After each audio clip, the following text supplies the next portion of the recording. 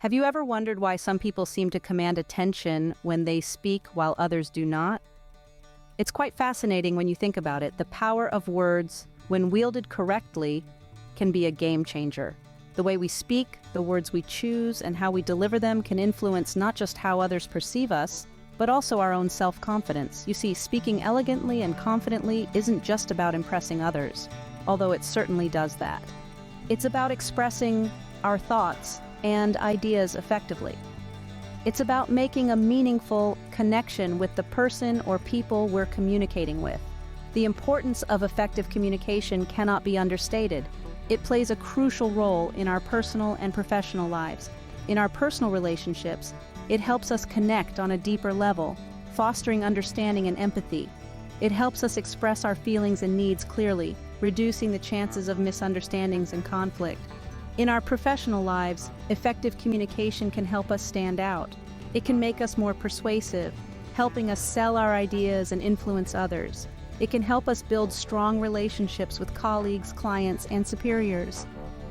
It can even influence our career trajectory, opening doors to opportunities that might otherwise remain closed. But, despite its importance, many of us struggle with it. We stumble over words, struggle to express our thoughts, and let our nerves get the best of us. But here's the good news. Speaking elegantly and confidently is a skill, and like any skill, it can be learned and improved with practice. So, how can you too harness the power of words and speak with elegance and confidence? Let's delve in. Tip number 1, enunciate clearly. Speaking elegantly and with confidence is not just about the words you choose, but how you say them. One of the key aspects of elegant speech is clear enunciation. This means pronouncing each syllable of a word distinctly and correctly. When we enunciate clearly, we make it easier for others to understand us. This is essential in all forms of communication, be it in a casual conversation with friends, an important business meeting, or when you're giving a speech to a large audience. Sloppy pronunciation can lead to misunderstandings and can even make you appear less confident or knowledgeable than you truly are. Now let's consider some examples of commonly mispronounced words. Take the word often. Some people pronounce it as often, while others say off-en. The correct pronunciation, according to most dictionaries, is off-en. Another commonly mispronounced word is espresso. Many people say espresso, but the correct pronunciation is espresso. The S sounds like SSE, not X. And how about the word nuclear? It's often said as nuclear, but the correct pronunciation is nuclear. These are just a few examples, but there are countless words out there that are frequently mispronounced. If you're unsure about how to pronounce a word, don't hesitate to look it up. There are numerous online resources that provide audio pronunciations of words. In addition, practicing tongue twisters can also help improve your enunciation. They can be a fun and effective way to train your mouth and tongue to move in new ways, which can lead to clearer pronunciation. Now, none of us are perfect, and we all slip up from time to time. That's perfectly okay. The important thing is to keep striving for improvement. Remember, practice makes perfect. So the next time you're in a conversation or about to step up to the podium, take a moment to focus on your enunciation. Make every word count. Remember, clear pronunciation is the foundation of elegant speech.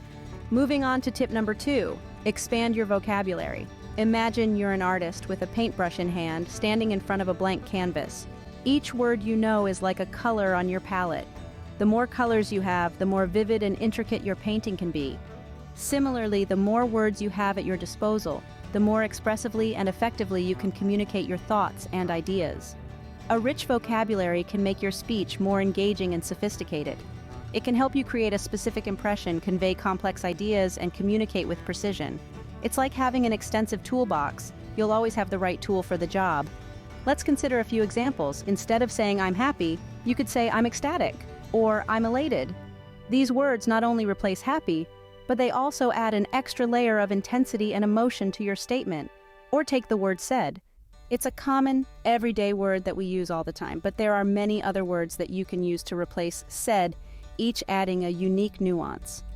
For instance, you could say exclaimed, whispered, murmured, asserted, or insisted. Each of these words tells us not only that someone is speaking, but also how they are speaking. Now, expanding your vocabulary doesn't mean you should start using big, fancy words all the time. It's not about showing off or sounding pretentious. It's about being able to express yourself more accurately and effectively. So how can you expand your vocabulary? Read widely and diversely. Listen to podcasts, watch movies, play word games. Keep a dictionary and a thesaurus handy.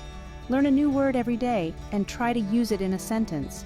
Remember, words are powerful. They shape our thoughts and our perceptions. They can inspire, persuade, comfort, and delight. And the more words you know, the more power you have. A rich vocabulary is like a painter's palette.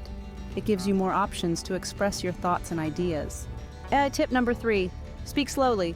Why is this important? Well, let's start with a little experiment. Imagine you're listening to someone who's speaking at 100 miles an hour. Their words are tumbling out, one after the other, with barely a pause for breath. How do you feel? Probably confused, maybe a little overwhelmed. It's hard to keep up, let alone understand what they're trying to say. Now picture the opposite scenario. You're listening to someone who is speaking at a measured pace. They're taking their time, allowing each word to sink in before moving on to the next. It's a more comfortable experience, right? You can follow along with ease, and you have the time to really absorb and contemplate what's being said. Speaking slowly and deliberately is a powerful tool in communication. It allows your audience to better understand you. It gives them the space to process your words and to appreciate the nuances of your message. But here's the best part. Speaking slowly can also make you appear more confident and thoughtful. It communicates that you're not in a hurry, that you value the quality of your words over the quantity. It shows that you're comfortable with silence, that you're not afraid to let your thoughts breathe. Now, this doesn't mean you should speak so slowly that you put people to sleep. Balance is key. The goal is to speak at a pace that feels natural and comfortable, both for you and for your audience. Remember, speaking slowly isn't just about the speed of your words. It's also about the pauses in between. These pauses give you a chance to gather your thoughts and give your audience a chance to digest what you've just said. So the next time you're speaking, whether it's in a meeting, a presentation, or even a casual conversation, try slowing down a bit. Take your time. Choose your words carefully. Let your thoughts flow at a pace that feels unhurried and relaxed. Remember, speaking slowly is not a sign of uncertainty. It's a sign of confidence. Now, let's move on to tip number 4. Use positive body language. You see, communication is like a dance. It's not just about the words you say, but how your body moves while you're saying them.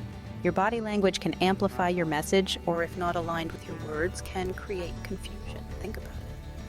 When you're engaged in a conversation, you're not just listening to the words, are you? You're also reading the person's body language. The subtle tilt of the head, the openness of the arms, the direction of the gaze. All these nonverbal cues help us gauge the other person's feelings and intentions. So what does positive body language look like? Let's delve into a few examples. First off, maintaining eye contact. This is a powerful way to show your engagement and interest. It tells the other person that you're present and focused on the conversation. But remember, there's a fine line between making eye contact and staring. You don't want to make the other person uncomfortable. Next, standing tall. This doesn't mean puffing out your chest like a peacock. It's about having a relaxed but upright posture. This conveys confidence and command. Slouching, on the other hand, can make you appear unsure or uninterested. Another aspect of positive body language is using open gestures. This means keeping your arms relaxed and at your sides, or using them to express your points. Crossing your arms can come off as defensive or closed off. And lastly, mirroring. This is a subtle technique where you mimic the other person's body language. It creates a sense of rapport and understanding. But be careful not to overdo it, or it might come off as mimicry. Remember, these are just guidelines. Everyone has their unique style of communication. The key is to be aware of your body language and ensure it aligns with your words and intent. Your body language speaks volumes about your confidence. Make sure it's sending the right message.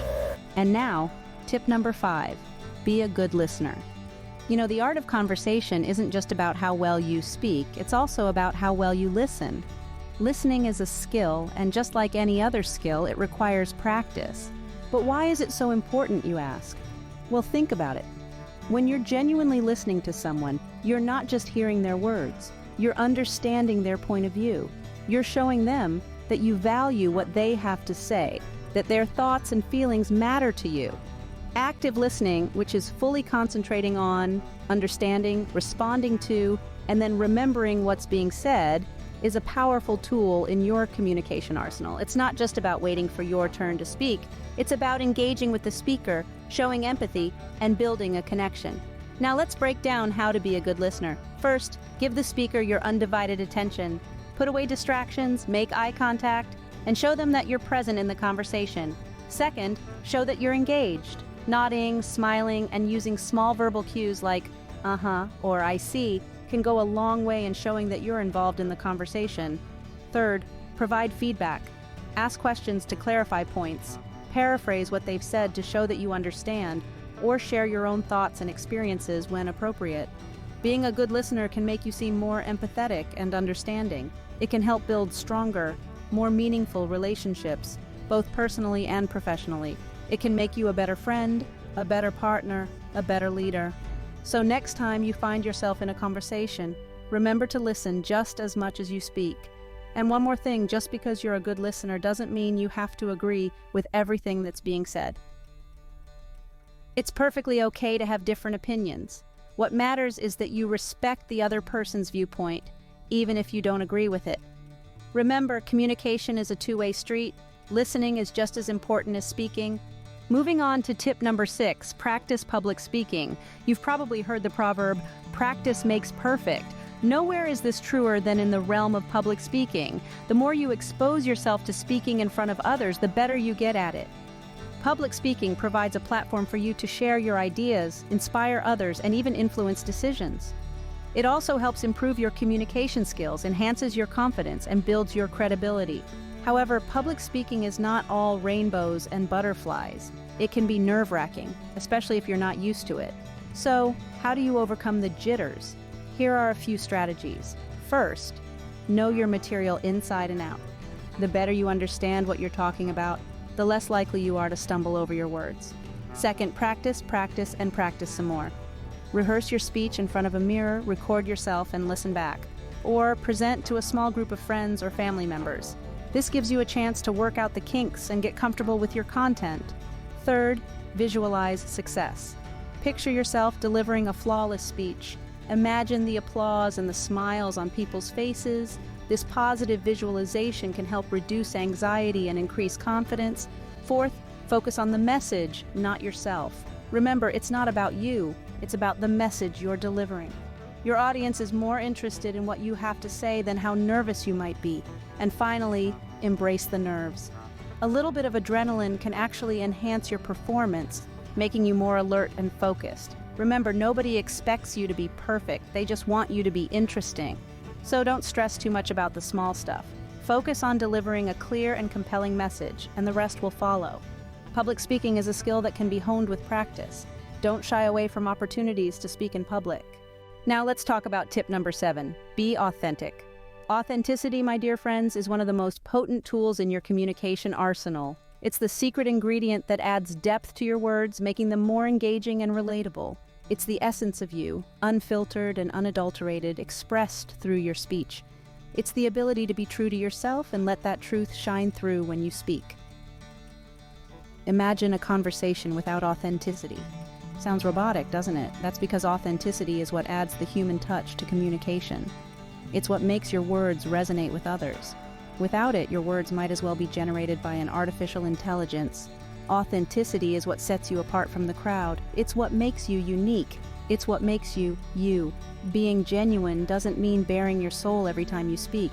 It's about being honest in your communication, about not pretending to be someone you're not.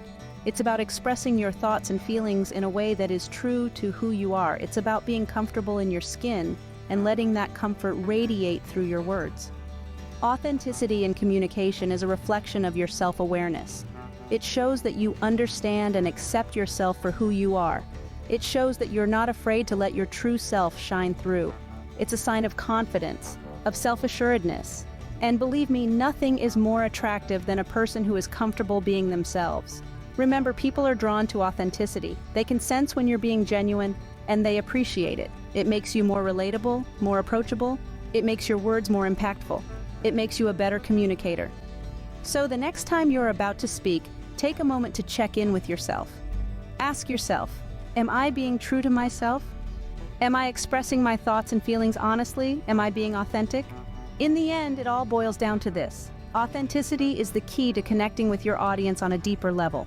Be authentic and your words will carry more weight, more meaning. They'll resonate with others in a way that is powerful and profound. So embrace your authenticity. Let it shine through your words. Let it define your communication style. Let it make you a more effective, more engaging speaker. Authenticity is the key to connecting with your audience on a deeper level. Moving on to tip number 8, master the art of storytelling. Now, you might be wondering, what does storytelling have to do with speaking elegantly? Well, let me tell you, it's a game changer. Imagine you're attending a dinner party.